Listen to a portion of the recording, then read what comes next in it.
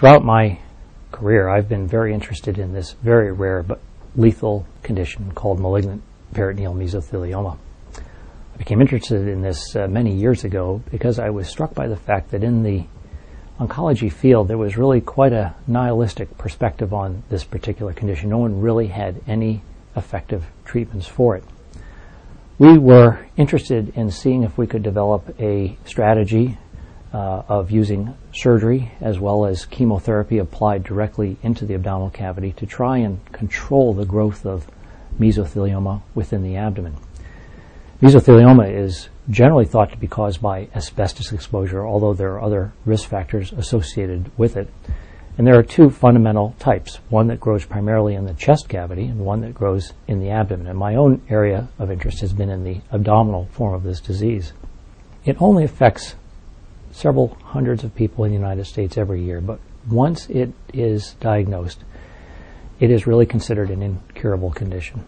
What we found is that when people undergo surgery to remove as much of the mesothelioma as possible from the abdomen and then apply a high dose of intra-abdominal chemotherapy, that many individuals did quite well for a very long period of time, and we were really struck by these findings. At the same time, there was a group of individuals who did not do well.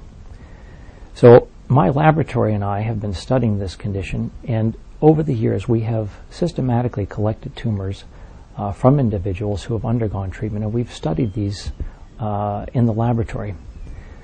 We've studied them using very sophisticated molecular techniques, and we have been able to find really quite remarkable insights into the nature of this cancer.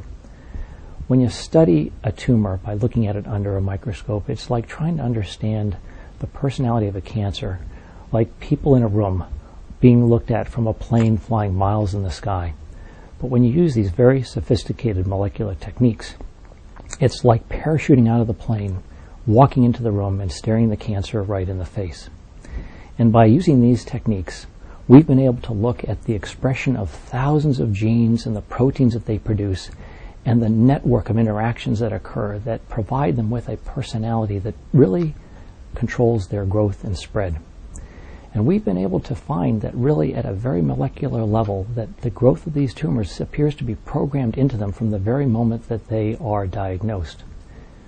We have found in all of these mesotheliomas that there are proteins that are present in very high abundance, which has never been appreciated before. And we hypothesized that these proteins are critical for the growth of these tumors, that the tumors are really addicted to this protein in order to survive. And by using techniques to eliminate the protein from the tumors, we've been able to show that they will not grow, either in a culture dish in the laboratory or in laboratory mice. And we are now very excited about our next phase of research, which will be to use drugs and agents that are available to us that we can try for patients with this condition in the clinical setting. We hope that this will help define a better, more effective treatment for individuals with this condition. Much of the work that has been done in this area has really been through the efforts of my very talented researcher, Dr. Shilu Varghese, who is really one of the brightest minds in cancer research, who I feel very fortunate to have working in my laboratory here at the Greenebaum Cancer Center.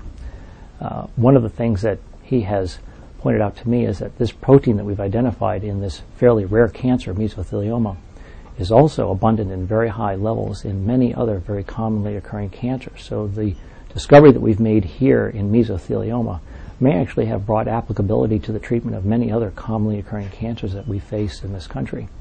We have found that there are compounds that are available for us to use in the clinical setting that can completely inhibit the function of these proteins to which the mesothelioma appears to be addicted, and we are very eager to proceed with clinical trials to test the effectiveness of these proteins in the treatment of individuals with this condition.